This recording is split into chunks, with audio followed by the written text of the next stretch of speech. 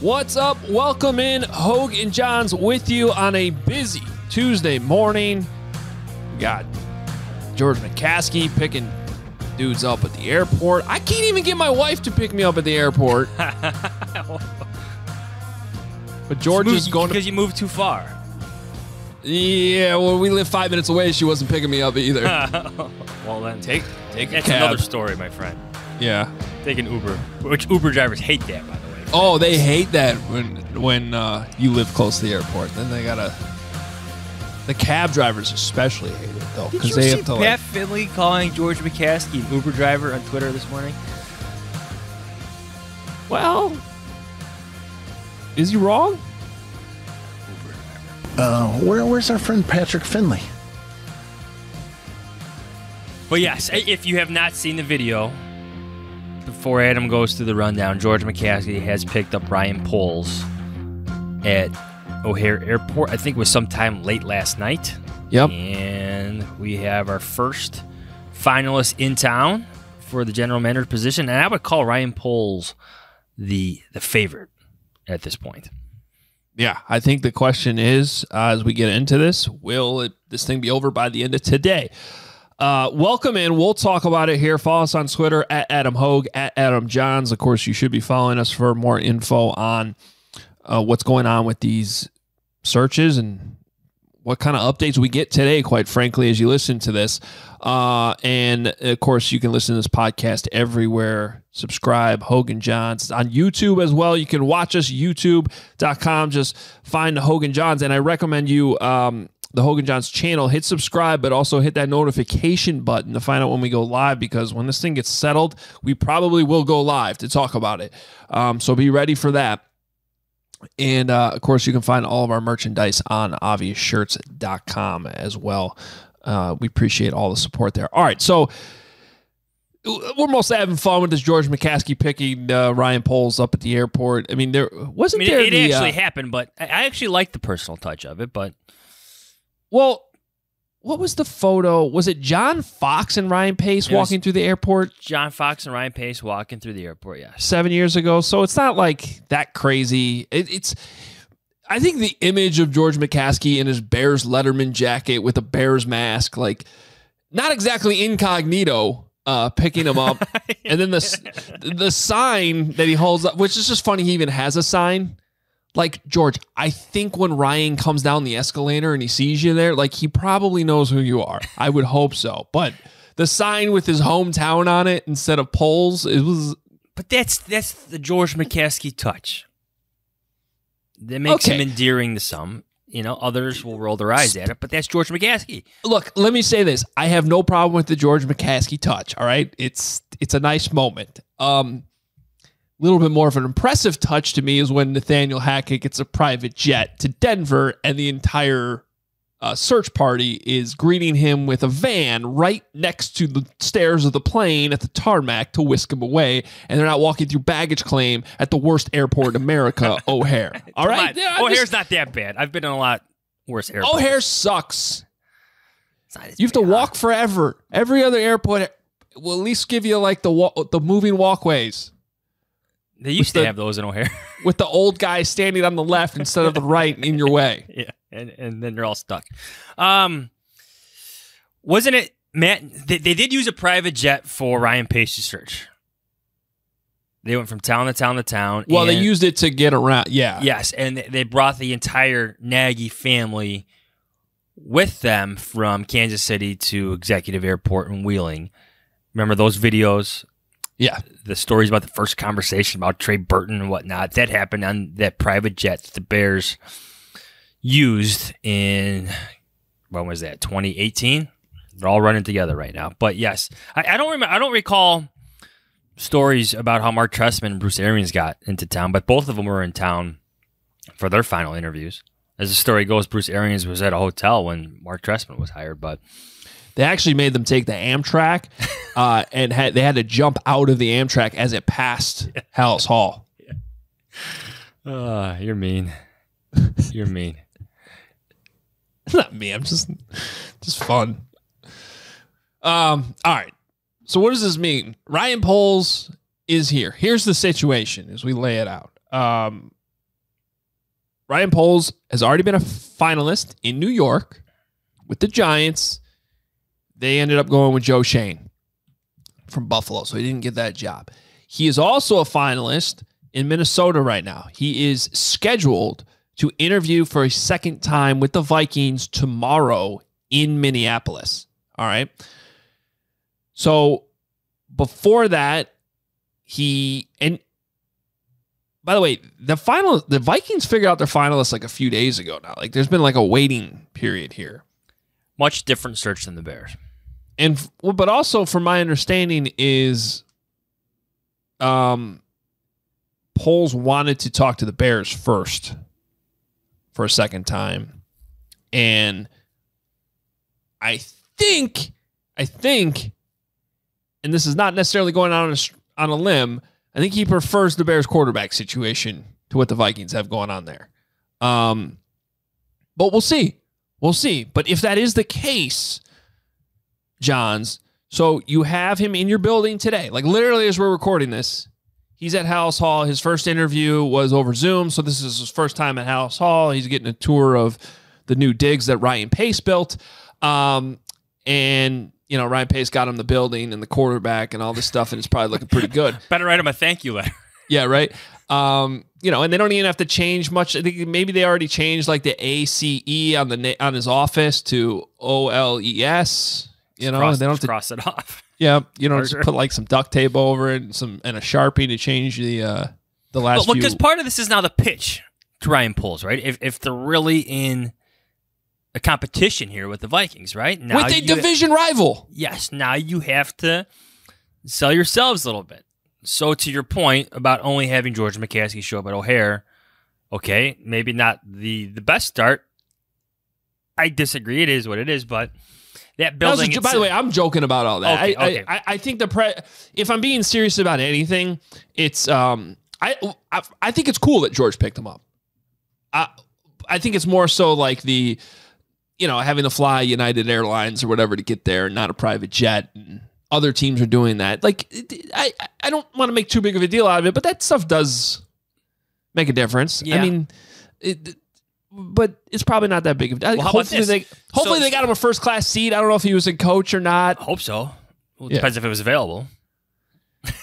Well, how about this? So then you start with that, but then you walk in the house, and we're not overselling this, everybody, by any means. That building is immaculate right now. The amount of work and effort and just how different it was from the first time that we walked in there when Lovie Smith was still the head coach till now. You have more practice fields. You have different buildings that didn't exist. You have a weight room that has tripled in size.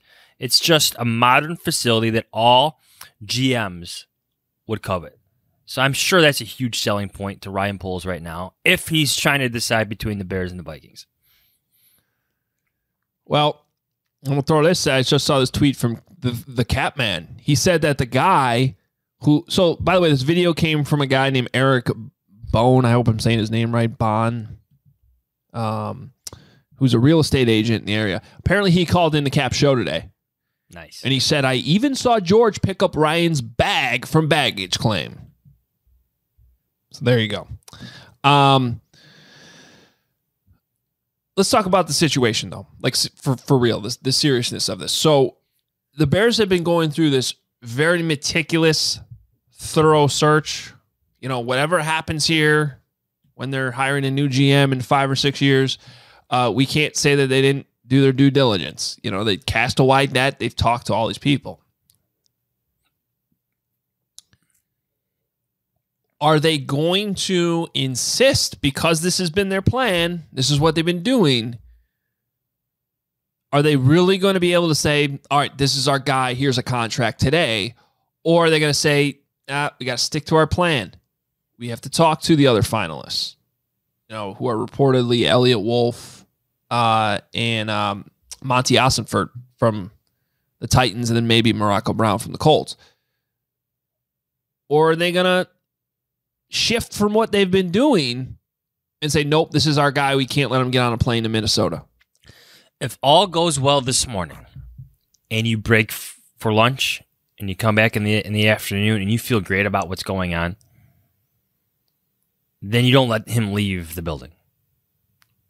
You don't let him leave the city. Maybe you ask him to stay overnight and come back the next day. But if you have that, to use Ryan Pace buzzwords, that type of conviction, don't let him leave. Don't let him leave. You've interviewed 13 GM candidates. You have a lot of information on your hands. I would say that's probably still beneficial to maybe talk to an Elliott Wolf or Morocco Brown again. You have to be sure about this. Now, that said, if all goes well this morning with Ryan Poles, then just do it. If you feel that strongly about it, just do it. How much do you think... I'm kind of asking you a question I think I kind of already know some of the answer to, but how much do you think today is not just, I'm sure they're talking about a lot of different stuff, but not just hey, who are the guys you'd want to hire as a head coach, but actually like more serious than that? Like, can we make this come to actual fruition? Yeah, like forget your list of candidates. Let's lay the groundwork for actual staff hires beyond your head coach. Yeah.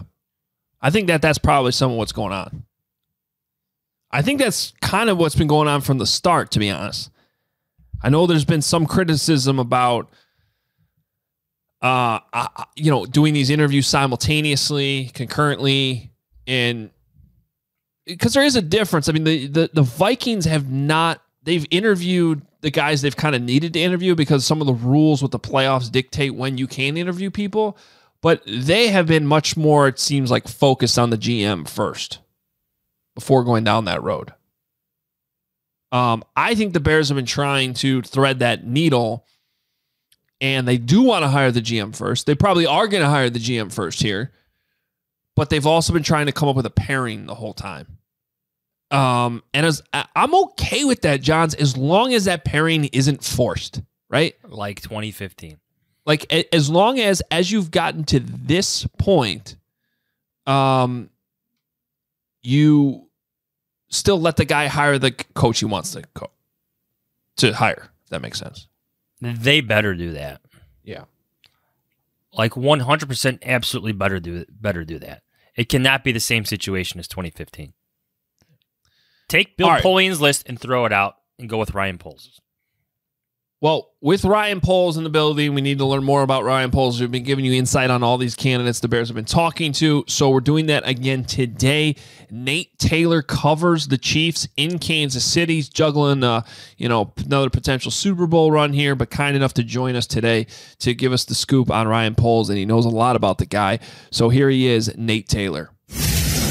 All right, for more on Ryan Poles, we go to our guy, Nate Taylor, who covers the Chiefs for The Athletic. Nate, thanks so much for jumping on with us. We appreciate it.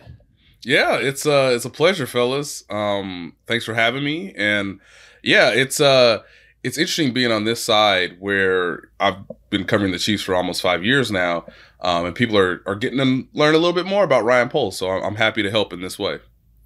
First question, Nate, is Ryan Poles the type of guy that when he arrives at O'Hare Airport and sees the Bears owner wearing a Bears Letterman jacket, wearing a Bears mask, holding a sign with his hometown on it, does he like that? Is that endearing to him? Just what do you think? Or is he wondering where the private jet is?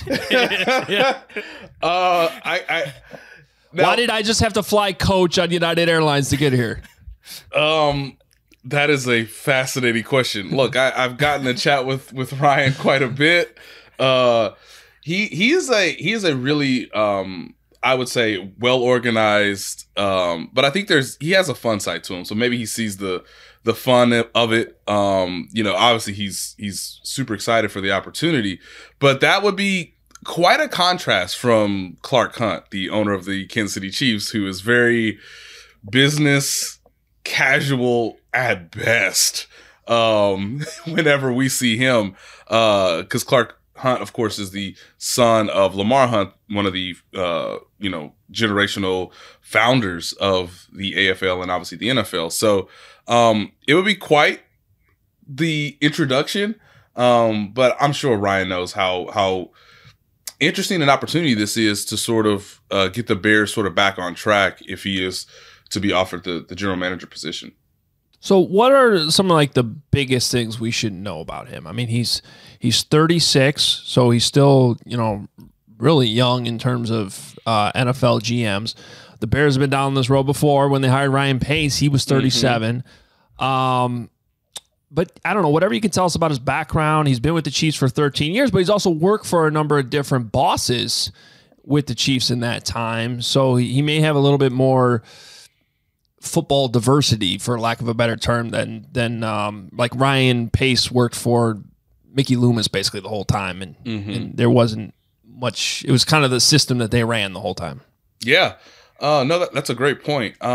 So the way I would explain Ryan Poles is he's a former player, so he used to pass protect for Matt Ryan when they were college teammates at Boston College, and Ryan Poles has really worked his way through scouting and the draft process. And now he's, in essence, the executive director of player personnel. So now he works both on the pro football side and obviously college scouting and getting prepared and developing, a draft board strategy in terms of how you acquire players in the draft. Now, I think in recent years, he's gotten more and more involved, or more and more responsibility, with Brett Veach, the general manager here, and Mike Berganzi, the director of pro football operations, for how the team is going to continue to add talent around the Chiefs roster in free agency and or trades. So for Ryan, it's a case of he has the player perspective really well. He understands what it takes to sort of build a championship roster and try to do it in an adequate, reasonable manner. Because I think for anybody who's going to become a general manager for the first time, yes, everybody understands the salary cap. Everybody has a general idea of that.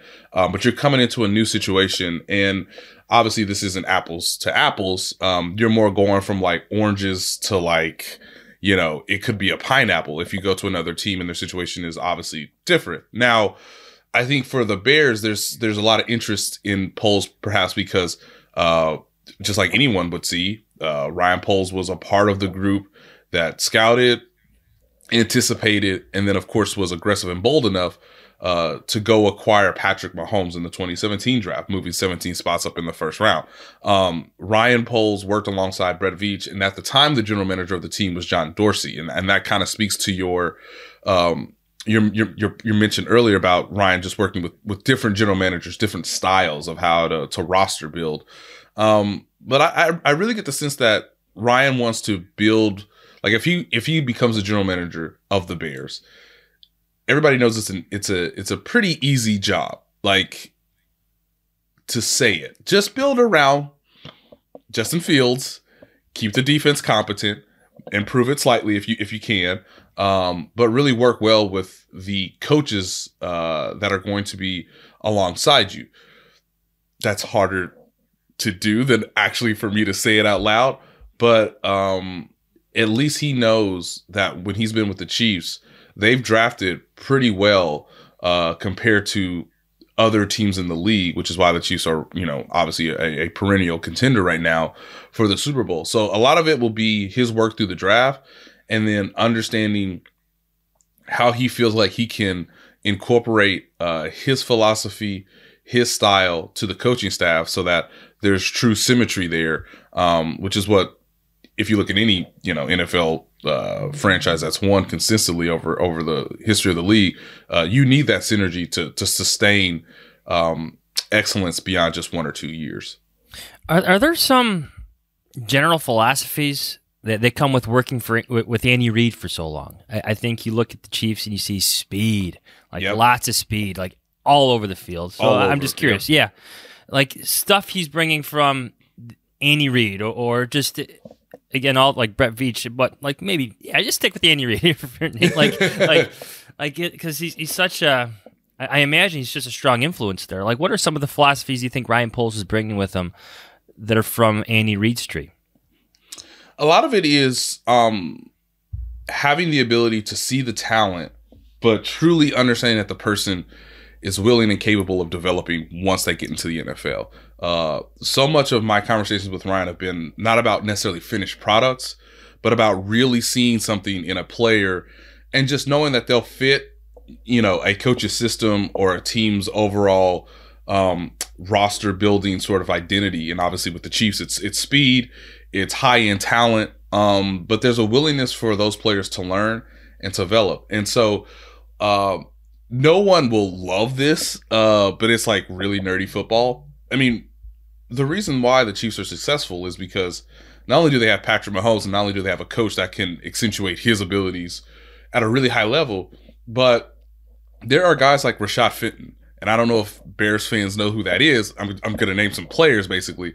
But Rashad Fenton was a late round draft pick. I believe he was taken in the 6th round. Nick Allegretti, who was a guard who can kind of be interchangeable at center. He's a backup this year, but he played a lot over the last 2 years.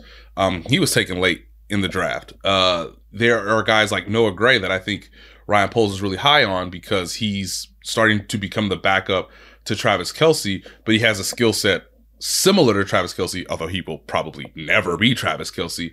But there's a willingness for those players to be coachable, to develop, to have sort of an ascent as they're entering the league versus like just taking somebody in the 3rd round that isn't going to improve. And I think that's something that the Chiefs have been very quick to identify. And that's clearly coming from Andy Reid in his time in Philadelphia, where he had both control of the roster from a coaching standpoint and as the sort of person that makes the last call on what to do with the roster from just building it through the draft, free agency, or whatever.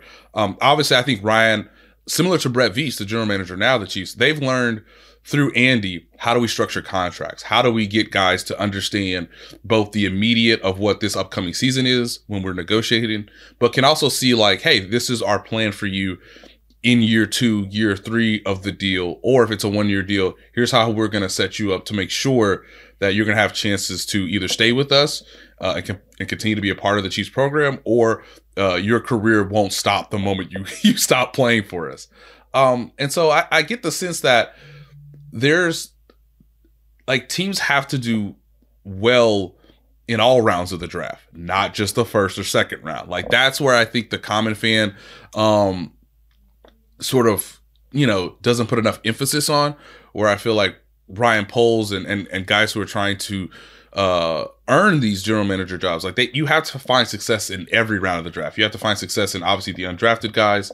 And so I know there's been times where Ryan has talked to an undrafted free agent and has handed the phone to Andy Reid, and their messages align, and that helps the Chiefs maybe get that person that you maybe could have taken in the 6th round.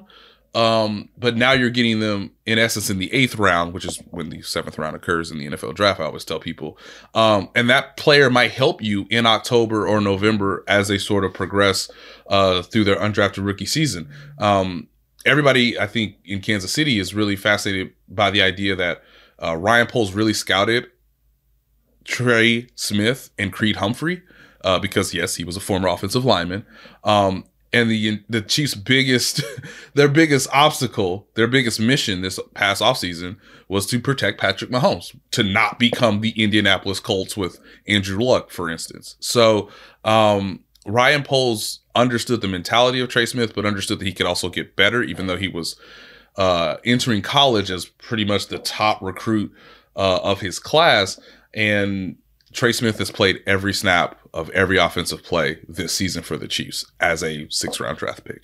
And Creed Humphrey is one of the best rookies in all of the league, and they took him in the 2nd round, and understanding that most teams were not prioritizing centers. So in the Chiefs' eyes, Creed Humphrey was a top 2nd round, late 1st round grade, but they got him in the middle to late 2nd round. So that gives you an insight, I hope, into Ryan Poles and sort of his influence, his part of this puzzle in the Chiefs front office. But yeah, a lot of that comes from Andy Reid. Can the player come in and continue to get better? Because if it's a 1st round pick, that's great. But we also need those guys in the late rounds to get better as they enter the league, as they get proper coaching, And as we understand that, we can translate all those things to a higher level of football. So, Nate, one of the things I'm trying to figure out, though, because I'm not going to lie, here in Chicago, there's a little bit of Andy Reid fatigue, I think, after 4 years of Matt Nagy trying to do what the Chiefs do with 0 of the talent that the Chiefs have. So where I'm going with this, if they hire a GM from the Chiefs, yes, is Ryan Poles going to come in here and want to, I don't know, just totally hypothetically, I've heard Mike Kafka's contract is up. Is that who they target as an OC? And do they try to run it back with a similar offensive style? Or, I mean, maybe you don't even know the answer to that. I'm just trying to figure that out because I think that's something Bears fans might roll their eyes at, unless he could be the magic guy that brings in all that talent that the Bears have lacked over the last 4 years. Correct. And isn't that the question? I hope, if you're a Bears fan, that is being asked to Ryan Poles specifically, and I'm sure he has a very detailed answer. But you're on it. Everybody in the league is kind of in a tizzy about Mike Kafka, the quarterback's coach for the Kansas City Chiefs. Andy Reid, this past coaching cycle, had to give him a pass game coordinator title because it was very clear that can you please stay one more year? Because like we're trying to win a Super Bowl. And if Eric Bieniemy, which has kind of held some of this up, if Eric Bieniemy does not, get offered and accept a head coaching opportunity in this coaching cycle, with Mike Kafka's contract situation the way it is it is definitely in play. So if if we want to go hypothetical, if you hire Ryan Poles, and he can tell the owner, I've seen Mike Kafka work daily with Patrick Mahomes. And yes, is Justin Fields as talented as Patrick Mahomes? That's asking a lot. But he's in the same ballpark. He's in the same neighborhood. So let's get Mike Kafka to stretch this talent as far as it can take us. And we can give him the offensive coordinator. And his play calling might be slightly different than Matt Nagy's. It will be different from Andy Reid's. Now, there will be principles that are similar, but I think Mike Kafka can go to any interview whenever the Chiefs season ends and basically say, like, did you see how my quarterback got better despite everyone preventing him from throwing the ball deep? Like, so there's a way for Ryan Poles to sort of, and I think the situation in Minnesota is fascinating too, fellas. Just as a quick side note here, isn't it crazy that like 2 NFC North teams are like, this Ryan Poles guy's pretty good. Like he could be young, he could be energetic, he could add some enthusiasm, he could connect to players at maybe a better level because he understands them from a number of different facets. And the Minnesota Vikings are like, well, Ryan Poles. No, go back to change that voice inflection again. Mike Kafka. I mean, if we it's hey, are you comfortable with that as a rival in the division? I don't know. But to finish the original point, I get the sense that Ryan Poles will tell the Bears that you have to have talent. And I think one of the missions for the Bears is, can we find someone comparable to what Travis Kelce can be for Justin Fields? And the reason I mentioned Travis Kelce is because Ryan Poles loves Travis Kelce. And that goes back to learning from Andy Reid and the idea of giving players a second chance, giving them the opportunity to have some form of redemption. If Bears fans aren't familiar, Travis Kelce was kicked off his team in college at Cincinnati. He was then brought back on he was kicked off because of testing positive for marijuana multiple times. He was brought on, switched to tight end, of course. And then the Chiefs, with a 3rd round pick, kind of went like very high gamble and just said, can you, you're new to the position, but we see the talent. Let us develop you. And so obviously Travis Kelce is one of the greatest tight ends to ever play this game. But the reason Patrick Mahomes is very good is because he has Travis Kelce. And I just wonder, from his standpoint, that's building through the draft. that's investing in a player that you can see clear growth, and that's being really meticulous and trusting your head coach to do it the right way, to make sure that player continues to get better over the course of his rookie contract, and hopefully when you sign that player to their extension. So it's so fascinating to talk about all this, guys, because he's so young and he might be ahead of schedule, that being Ryan Poles. But you know that he's got a pretty good track record, background, and real mentorship from Andy Reid, Brett Veach. Even someone like Chris Ballard comes to mind, because obviously they all worked together.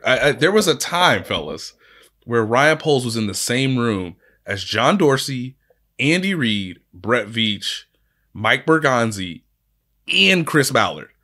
So he went through quite an apprenticeship to be able to be in position to be a finalist for some of these jobs. You had Adam Hoge there when you said Chris Ballard, so that's all he needed to hear. I love Chris Ballard.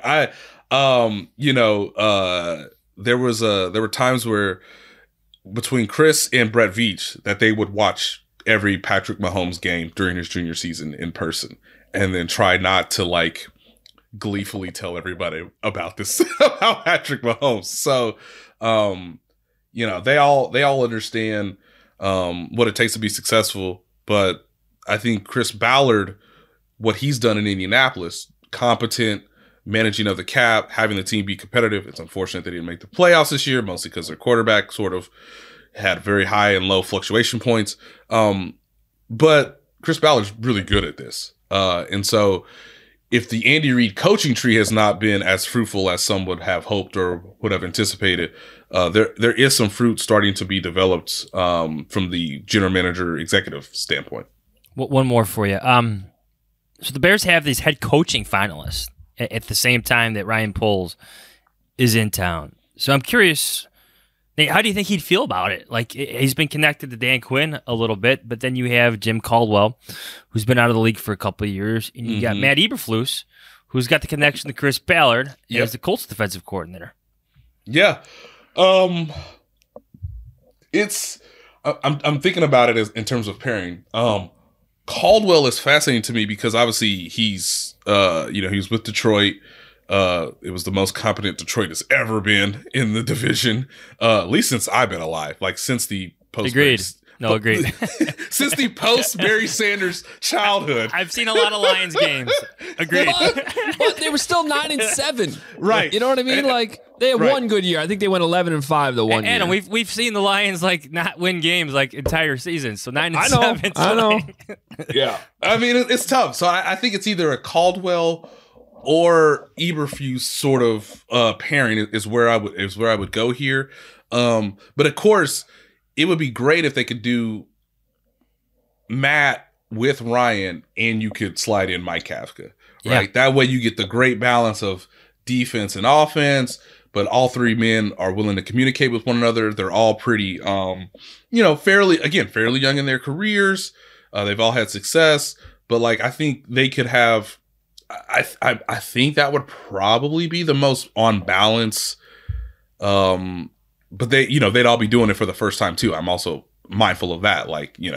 They first time head coach, first time general manager, first time fully fledged offensive coordinator, and Matt, and Mike Kafka. So Caldwell will be perhaps the more safer option.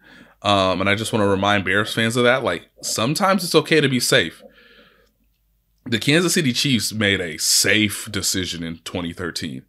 They were like, Andy Reid's available. We know he's good. Just go get him. Now, I understand that Bears fans are saying, well, there's really no one like Andy Reid, and that's true. But people tend to forget how he was viewed in that 2012 season, in that 2013 season. So I think Ryan would, again, more focus on what's the talent around Justin Fields right now. How do I sort of add pieces to that defense? and where can I bring my philosophy in terms of how I've scouted this upcoming class to inject some energy, some speed, some tenacity into the Bears roster that's already there. But when you're doing it with a head coach, you're going to have to say, who do you want? And then let's find the best way to go acquire those players. And that comes to trust. And at least Andy Reid trusts everybody in his organization, in his football operations, to where it's not just him superseding or making the call to go against, what the overall consensus thought is in the room. That's something that obviously we don't know if you pair Poles with a potential first-time head coach, or what would be classified as a retread, when sometimes, just like anything, it could go either way. All right, well, I've been trying to bring Mike Kafka back home since he was a GA at Northwestern. So if this gets it done, sign me up. I should probably get 3% at this point. I mean, why not? Yeah. I mean, why not? Yeah, Mike Kafka understands protections, deep routes, but the Chiefs' short yardage game is where I think the Bears are probably like, if you could just cut, if Mike Kafka or Ryan Poles or whoever could just cut up, here are all the short yardage plays, which was kind of an issue in the Matt Nagy era. Well, nobody ran hitches like Matt Nagy. I mean, come on. Here's how we keep the ball in short yardage situations or score touchdowns. Look at all this creativity. Wait, what's a touchdown? Well, yeah, what are those? It's when that oblong thing somehow finds its way into the painted area of the field. Nate, we appreciate the time, man. Really good insight on Ryan Poles. We'll see where this thing goes, and congratulations on covering a team that's still in the playoffs this time every year. That game was awesome the other night. Yeah, that was awesome. That was unbelievable. Thank you, fellas. Thank you. I'm still trying to wrap my mind around it as well. But it's always great talking about roster building and how a franchise may move in a different direction. And Ryan Poles is a general manager. It just hasn't happened yet. So whether it happens this season or 2 seasons from now or whatever the sort of cycle is, everybody in the league is quietly starting to understand he's pretty good in the interview. He's got clear beliefs. He's got some conviction. And now I'm just looking forward to not just talking to him before games or in training camp, but to actually see what his moves are, what his thought process is, how he sort of makes the decisions with whatever team that will eventually hire him. Absolutely. All right, follow him on Twitter @by Nate Taylor, which you should be doing with the Chiefs in the AFC Championship game and potentially going to another Super Bowl. There he is, Nate Taylor. Thanks so much. Thanks, Nate. Thank you, fellas. It's winter, which means both football and basketball are in full swing, and for many of us, there's no better way to enjoy the games than by having some skin in the game, which is why BetMGM remains the exclusive betting partner of The Athletic. And as a fan of The Athletic, you can bet $10 to win $150 plus a free 3-month subscription or an extension to your subscription with The Athletic when you bet with BetMGM using our promo code. Just sign up at BetMGM.com and use the promo code TheAthleticPod at checkout to take advantage of the special offer from the king of sports books. That's bet $10 to win $150 plus 3 months free from The Athletic at BetMGM.com using the promo code TheAthleticPod at checkout. New customer offer. Visit BetMGM.com for terms and Must be conditions. 21 years of age or older to wager. Colorado, Indiana, Iowa, Michigan, New Jersey, Nevada, Pennsylvania, Tennessee, Virginia, or West Virginia only. Excludes Michigan disassociated persons. Please gamble responsibly. Gambling problem? Call 1-800-522-4700 in Colorado, Nevada, and Virginia. 1-800-270-7117 for confidential help in Michigan. 1-800-GAMBLER in New Jersey, Pennsylvania, and West Virginia. And 1-800-BETS-OFF in Iowa. In Tennessee, call or text the red line at 800-889-9789. If you or someone you know has a gambling problem and wants help, call 1-800-9-WITH-IT in Indiana. Promotional offer not available in Nevada. This podcast is brought to you by DirecTV Stream. Does this sound familiar? You got one device lets you catch the game live. Another lets you stream your favorite shows. You're watching sports highlights on your phone. And you got your neighbor's best friend's login for the good stuff. Well, I want to tell you about a simple way to get all the entertainment you love without the hassle. It's called DirecTV Stream, and it brings you your live TV and on-demand favorites together like never before, so you can watch your favorite sports, movies, and shows all in one place. That means no more juggling remotes, and no need to buy another device ever again. And the best part? There's no annual contract. So get rid of the clutter and the confusion and get your TV together with DirecTV Stream. You can learn more at directtv.com. Compatible device required. Content varies by package. All right, well, great stuff from Nate there. I do have a little bit of a quibble. I think Andy Reid and Jim Caldwell are a little different in terms of their credentials at this point. Like, I realize when Andy got fired in Philly, like the nostalgia had worn off, but he was a very, very successful coach who like consistently had winning seasons. I don't know. I would call him the safe hire. I think I would call him the obvious hire for the Chiefs at that point. And I don't know that that guy exists right now in the Bears search. I don't think it exists at all. So I think that that's just one difference. I also wouldn't be able to get over the idea that hiring Jim Caldwell isn't Bill Polian's doing. Like it would strike me as more than advice, right? Yes. Like there's just way too many connections there, and it's been obvious from the start. But I'm also struggling with the idea that you're hiring a 36. You're bringing Ryan Poles in, this hot candidate from Kansas City, where they've been doing all this stuff Jim Caldwell just doesn't seem like the guy you hire. There's like a 30-year age difference. 30 years. So I don't know. But there are some other candidates too. So I want to know about what Caldwell can still do. Dan Quinn, Eberflus, we'll get into Daboll a little bit too. And our guy to talk about this schematically and what these guys can still do offensively, defensively, whichever direction the Bears go. We go from one Nate to another Nate. Our guy, Nate Tice. All right, well, with two Adams and two Nates on this podcast, we move from Nate Taylor to Nate Tice. And, kind of like the way the Bears might be moving from Ryan Pace to Ryan Poles. Hey. That's the symmetry. Yeah, the double name show. That's perfect. No, it was funny, actually, when I came in and sat in the green room when you were wrapping up with Nate Taylor. You guys were going, Nate, and I'm like, I'm getting the Zoom. Oh God, what I missed? Am I late? And I realized that there was another Nate talking right now. But no, thanks again for having me on, guys. Well, follow him on Twitter at Nate_Tice. He also does a great job with Robert Mays on the Athletic Football Show, which you should be listening to. You guys have been pumping out episodes like crazy during the playoffs. So much information that you should be checking out from Nate, and of course on his Twitter account at Nate_Tice. And of course, he's been here on the podcast many, many times. All right, so we're trying to figure out where the Bears might be going from here. They've been simultaneously doing these head coach interviews with the GMs. It certainly seems like, as we're recording today on Tuesday morning, that Ryan Poles is probably the leader or the favorite right now in this thing. We'll see. This could be hourly, something that changes or gets finalized. What we wanted to talk to you about more is, I guess, probably mostly how Justin Fields could potentially fit in all this. And we know of a few head coaching finalists: Dan Quinn, Jim Caldwell, Matt Eberflus.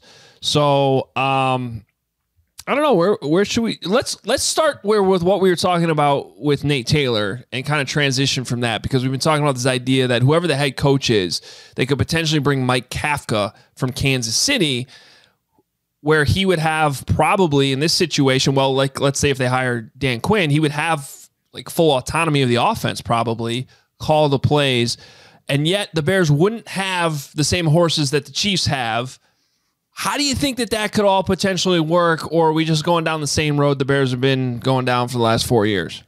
A little bit of the same road. That's a little scary to be thinking, oh, we're going to copy the Mahomes offense again, the Andy Reid Mahomes offense. I also think that the last couple of years of this Chiefs offense, they've had to evolve, especially this year, with what they have had to run. Maybe a few years ago after Nagy and what the Chiefs were doing then, it's every year they add some stuff because of what defenses are doing to them. That's maybe more translatable to any type of skill set in the offense, but that offense is a lot better when you have Travis Kelce that could be your X receiver. And so you can just do a whole lot, not even just counting Mahomes, but just the receiving talent that they have there. That's how they're able to do all the formation stuff. But I'm not like opposed. It's not an offensive coordinator from the Jaguars last year, or, the Seahawks or something of that sort, where it's like a struggling offense. You don't know what the identity is. At least they have an identity. At least they have creativity with Kafka. It's a little bit of the same road, though, a little bit. But it's kind of interesting what direction. It's every time I come on the show, it's so Justin Fields oriented. So it's great. It's just like, I just feel like this is my chapters every time I'm on the show. It's just like, okay, chapter 6 of Justin Fields discussion. But with Fields, it's what worries me about that offense is a lot. It's very quick, if that makes sense. It's the underneath stuff, the RPOs that they do, because Mahomes can throw like Gumby. Justin Fields is a ball pusher. You want his offense to be vertical. You want it to be play action. You want it to be deep down the field, which the Chiefs have sprinkled in more and more the last couple of years, that's where, okay, that's intriguing. The scary part would be, okay, we're going to do all the RPO stuff and quick slants and quick game, which I don't think is Justin Fields' strength, which isn't a bad thing. It's awesome that he can push the ball, but you need a run game if you want to balance it without a quick game. So it's just, I don't know. You don't know if this guy gets in here and he has all these kind of newer ideas. I always felt like Nagy was just copying what Andy Reid was doing the previous week when you watched his stuff, for better or for worse. So I think maybe he would have sprinkled in a few more ideas. But yeah, that's just funny that it's just, again, we're going to the same well, potentially, for the offensive side. Before we get to some of those finalists, like how an Eberflus or a Quinn would maybe have an influence over a young offensive coordinator in McCaskey, I'm curious, like, does it bother you that they haven't brought in like a Brian Dable? I mean, they've met with Brian Dable, but we all saw what Josh Allen has become. But like an offensive mind like that, play calling experience like that, doesn't Justin Fields need something like that? He does. And if I would say this, there's real quick on like Dan Quinn. What my experience working with Dan Quinn in Atlanta is he lets the offensive coordinator do whatever the hell he wants. He is this is what you're doing on third down? Okay, cool. He is not a guy that nitpicks and micromanages the offensive side. So if Dan Quinn could get, and people want to work with Dan Quinn, like just because of his personality, he's fun to work for. So he could get an attractive offensive guy. Then you get into the whole discussion of, well, the offense coordinator might leave in a couple of years, but guess what? If you have a star quarterback, it doesn't freaking matter. He gets those guys jobs. It's not the other way around. That's just kind of how it works. Just like that's why we're talking about another Chiefs offensive coordinator potentially coming here. It's because that's what good quarterbacks do. They get guys jobs. But it's just a skill set thing. There's a specific type of offense I want to see with Justin Fields, and that's just pushing the ball, old school type of offense. Like if you guys, a lot of Bears fans probably remember my dad's old teams in the early 2000s where it was just down the field and then check it down. Down the field, check it down. And that's why it is a little worrisome that maybe it's not the Dabbles of the world that have come in and really been the emphasis. Like, hey, let's just get the hot offensive guy, figure out the defensive side. We have enough talent that we make them look competent and really just emphasize what the quarterback is. I'm talking out both sides of my mouth. That is a little worrisome because we have talked about on the show several times is that Fields is the priority. Emphasizing and building around him and making that side of the ball look good should be the priority. It's just that which defensive coordinator, if they're looking at that side of the ball, comes in, they got to be willing to like get an offensive guy that emphasizes what Justin Fields wants to do. So it's like no matter what, it's like that offensive hire has to be nailed. And whether it's Dan Quinn, whether it's another defensive guy that's been rumored a little bit, I think Leslie Frazier was getting some talks too. They have to nail the offense coordinator pick. And I know that's not an obvious types of thing or obvious statement to make, but it is a little bit like, well, don't you want to get an offensive guy to make this look as best as possible? But I think maybe the Nagy experience they're like a little trepidatious a little bit to like just tab another offensive guru to come lead the team. So let me ask you this, Nate, as you're following all this with multiple different teams looking for head coaches, I mean, what would you do? I mean, is there a candidate that, like, regardless of who the Bears finalists are, like, what would you do? Isn't it funny with this, there's so many openings. And I would say this is the year. People have asked me this several times, and I'm like, I don't know who I like as a candidate this year. Like Dan Quinn, I could talk myself into just because I know at least he'll bring a positive vibe to the team, and it's not going to be insufferable. I think the Falcons stuff is a little overblown, just how the franchise is. It's a very, you feel that weight of the franchise even before the Super Bowl experience. But that was just like, as soon as that happened, everyone had a bad taste in their mouth. Really, the guy, and just because of the offense he runs, and maybe just going totally a different page, is Byron Leftwich. And that would just be, his inexperience is worrisome. He's only been on one coaching tree. You know, I know he played around the league, and that is a little bit, it scares me a little bit. But as far as the offense he runs, his be able to relate to players like Justin Fields. Hey, I play freaking quarterback in the league. I could talk you through this. I think that would be a real, of this, I would at least be interesting. It would be an exciting hire to me, exciting in a way because you're also going, I don't know how this will work, but he would have to hire a defensive coordinator. And I would also think with Leftwich is number one emphasis should be get a veteran QB coach just to help him with game plan ideas. Because I would guess that he would kind of, how Kyle Shanahan does it, kind of tap himself as an offense coordinator, hire a veteran offensive guy to help him out with just game planning, just take that load off of him and nail the defensive coordinator thing like Sean McVay did with Wade Phillips early on, some veteran D coordinator.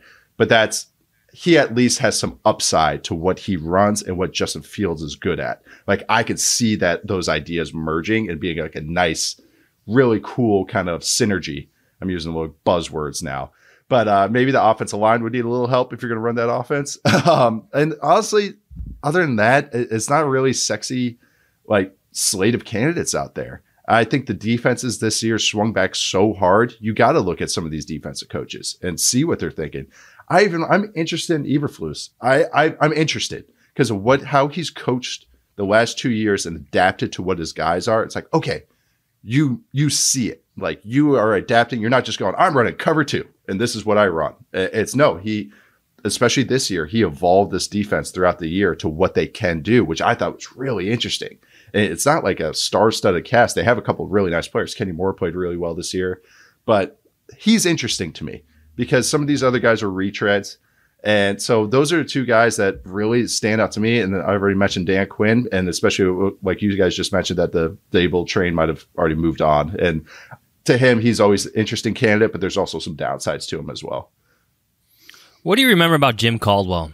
Whether it's, being the Ravens offensive coordinator in the Super Bowl year, being a winning coach for the Detroit Lions, that's something. Like that alone is like, oh, you won with the Lions? Yeah, come on in. But he's also like Bill Polian's guy. Yeah. Like that was his last hire with the Colts as head coach of the Colts. So I'm just curious, what do you remember about Jim Caldwell? What do you think of his candidacy? He's a respected figure.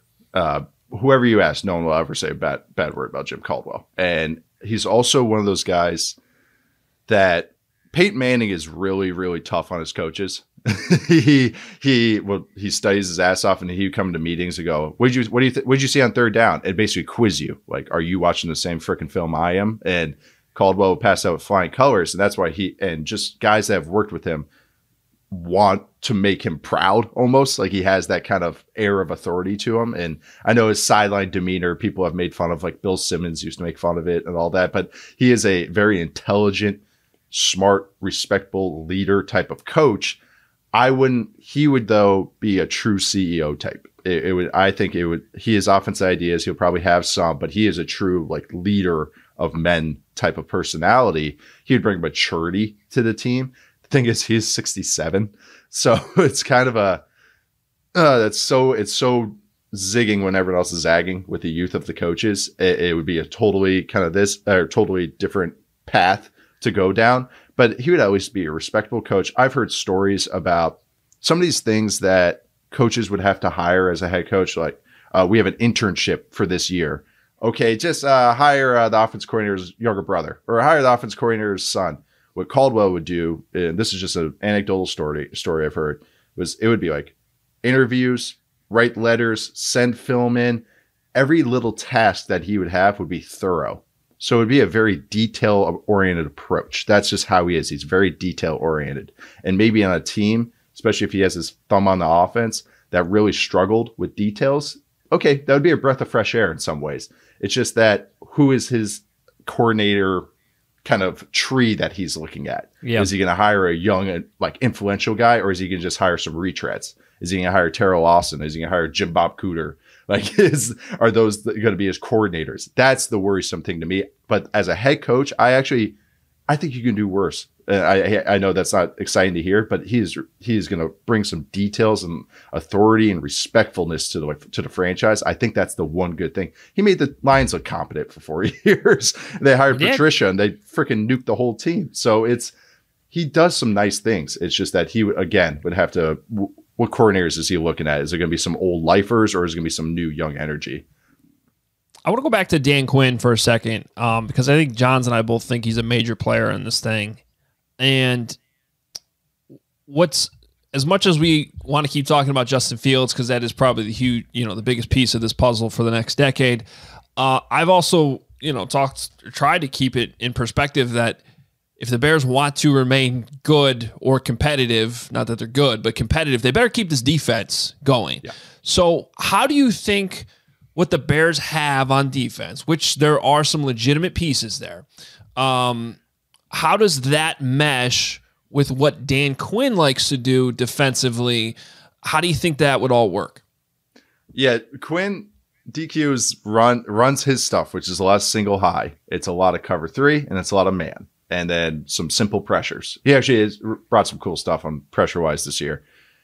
You need corners. If you want to run that type of defense, you put a lot on the corners. And we saw, Trayvon Diggs, you can go back and forth. Oh, my God, Twitter argues every day whether he should be an all-pro or not. Still a good player, still did stuff. But you need corners in this type of defense. If you think the Bears have corners, okay, I feel a lot better. As far as also the other way that this defense is built, is pass rush. And of course, that's with the Cowboys, but all those old Seahawk teams, they were just built on maybe not having one bona fide pass rusher like a Khalil Mack, but having 5 guys you can rotate and run all the games and do all this funky stuff. And that actually, I think the Bears kind of have, which is exciting. And he gets a little creative with how he moves guys around. But again, the emphasis would be on corners. If Dan Quinn's the coach, I bet you they're looking somewhere to try and find some, to bump up those types of guys, and also the safety play. That type of, there's some similarities with what the Bears have run this past year, and really with Fangio. That quarter shell and the cover 3 teams of the Seahawks of yesteryear, there's differences, but there's a lot of similarities. As far as just, they put more on the safeties there to be kind of even. In the Seahawks' old defense, it was really like, hey, we have a box guy and we have a post guy. I say that's a big, huge difference. Some of the fronts are a little different, but really it's not that different of a philosophy. Win with 4, move guys around on the front, but win with 4 up front and play coverage behind it and play softer coverage. Not softer, but harder to get over the top type of coverage. So there is a lot that translates, I think, going from what the Bears have run to what Dan Quinn would like to run. Just a lot more true man types of coverages. I think that would be the big difference. But really, I think it does translate, and it helps that there's a decent pass rush that he would come into. It's a hard defense. You need players, but luckily the Bears have a couple. So that's one good thing. I want to say that the Bears took Jalen Johnson 1 pick ahead of the Cowboys, who took Diggs right after in the early second. I think it's exactly like that. Ryan Poles is in town today. George McCaskey picked him up from the airport. Just in terms of like roster building and roster selection, personnel, trying to win now, but looking at the future. If you're Ryan Poles and you're looking at the Vikings roster, and you're Ryan Poles looking at the Bears roster, what do you do? What do you want? What intrigues you? Where do you go? Quarterback. Okay. Then we go from there. I think that is the number one thing you look at. I have a young quarterback on a rookie contract. Okay, let's go, baby. Yep. I think the Vikings right now have a more talented roster, but they are, you don't know what path you want to go on with that team. Are we reloading? Are we rebuilding? We're nuking the whole thing? Are we, tearing it down to the studs? Are we just revamping and just changing the path that we're going on? That would be the interesting thing. I think they're pressed against the cap, but I think they'll be fine in a year or two. Don't quote me on that, but I know I'm on a show right now, but that's just off the top of my head. That's next month when I start worrying about cap situations, when we do free agency shows with Robert. Then I'm looking on Spot Racket over the cap going, okay, that's okay. I got that. And then I become a cap expert for a week. But I think you start with the quarterback, and I think that's the grandest appeal of what the Bears have right now. That's what makes them appealing. It's the Jaguars and Bears openings should be the most appealing openings for guys, for teams. The Jaguars one is because they have Trent Baalke still sitting there, his corpse sitting in the office. So that's why no coaches are going there right now, because otherwise that should be freaking go right there right now. But I think just that's what it is. I know that sounds simple. And I know I always refer to Fields. We talk about it so much, but that really is it. We have a quarterback. We just saw this freaking Bills-Chiefs game and just saw what these quarterbacks, these star quarterbacks can do with a team. Yes, they got more talent around them, but that's what Fields has, that upside. And Andy's so young, and it's yeah, you never know what the mystery box is going to hold, but that's what I think is the appeal of it. So that's how I would look at it. But again, the Vikings, I would say overall do have more talented pieces, maybe a little younger in some areas. They have Justin Jefferson as well. Okay, the line's not great. The running back Dalvin Cook, you know that could nuke in any year. He's getting banged up now. They have some defensive pieces that are really nice: the Kendricks, the Bars, the Harrison Smiths, the Daniil Hunters. But the Bears have some nice pieces as well, and they have the quarterback on a rookie contract. So let's talk about that quarterback. This is the last thing I have for you, but I find it kind of reassuring, but also like fascinating. The fact that, like, first glance, Justin Fields did not have a great rookie season, but the overwhelming opinion seems to be that he's going to be good.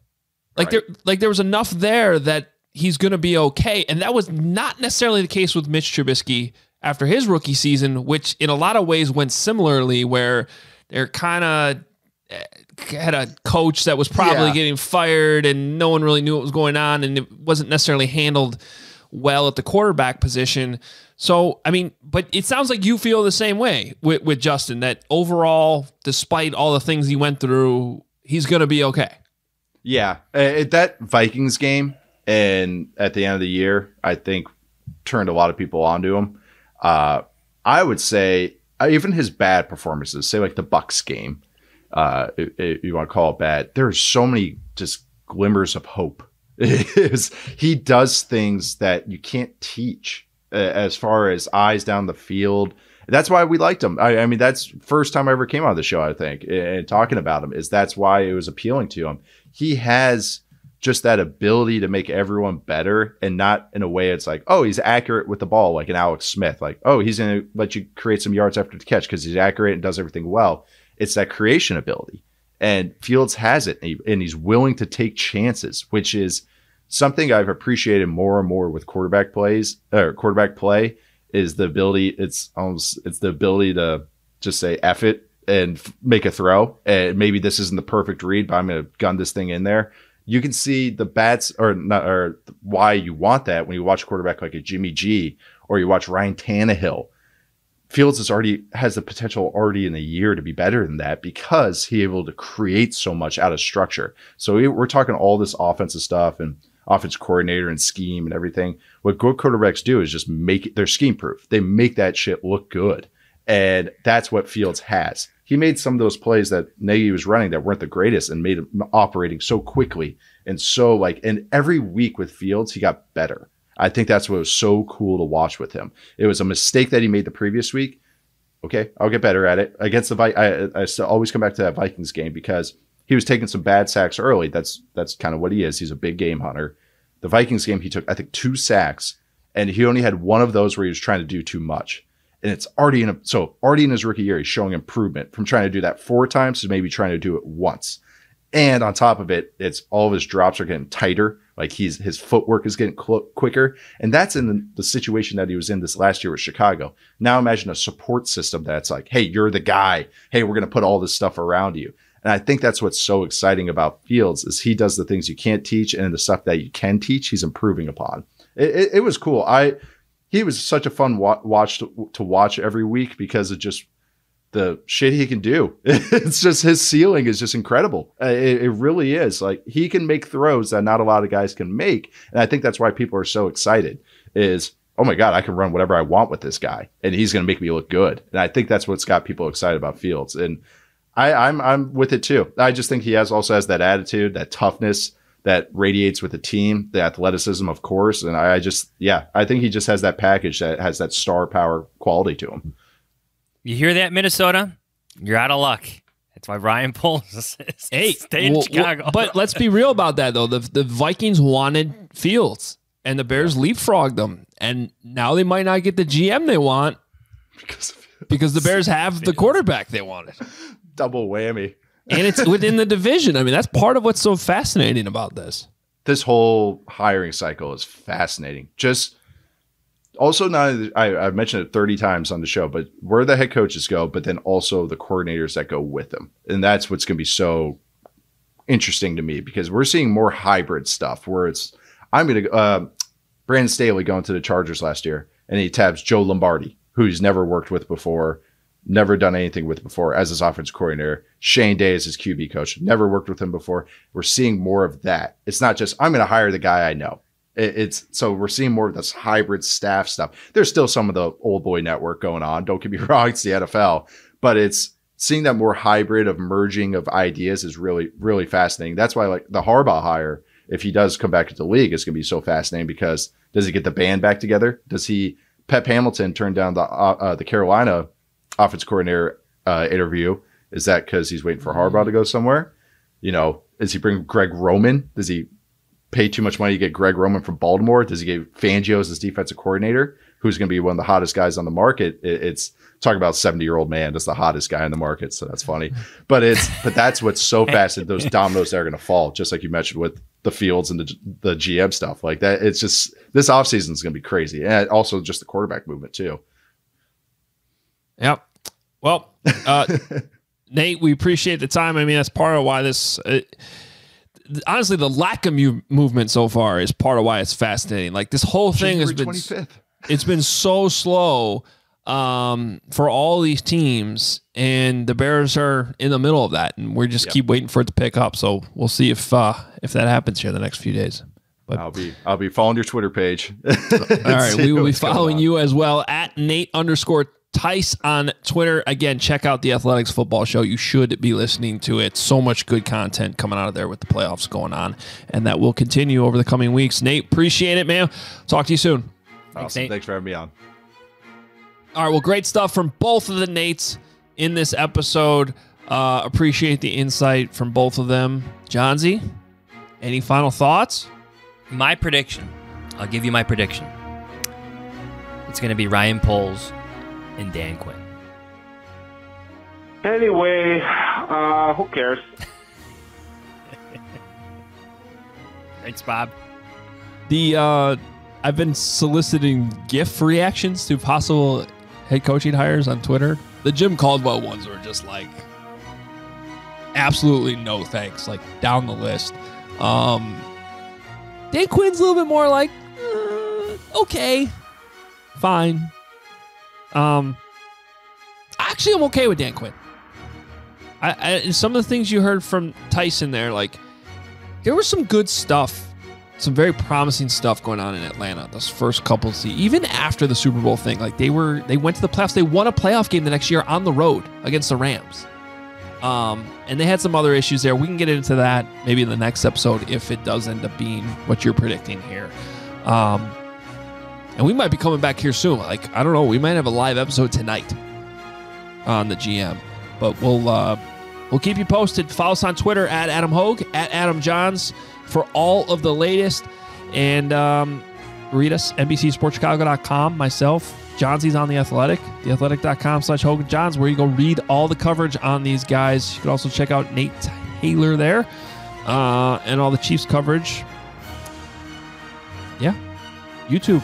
Check us out. Hit those notification buttons if you want to find out when we go live. We will certainly try to communicate that as best as possible. We are out of here. We'll see if the Bears have a GM soon. See ya. I'm just a fan. I'm not a football evaluator.